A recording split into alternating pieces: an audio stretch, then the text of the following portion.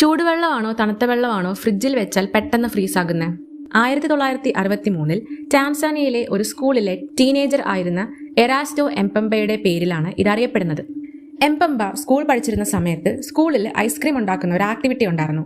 റെഫ്രിജറേറ്ററിൽ സ്ഥലം പരിമിതമായതിനാൽ പെട്ടെന്ന് സ്ഥലം കിട്ടാൻ വേണ്ടി എംപമ്പെ പാലുകൊണ്ടുണ്ടാക്കിയ മിക്സ്ചർ തണുപ്പിക്കാൻ വെക്കാതെ ചൂടോടെ എടുത്ത് ട്രേയിലാക്കി റെഫ്രിജറേറ്ററിൽ വെച്ചു.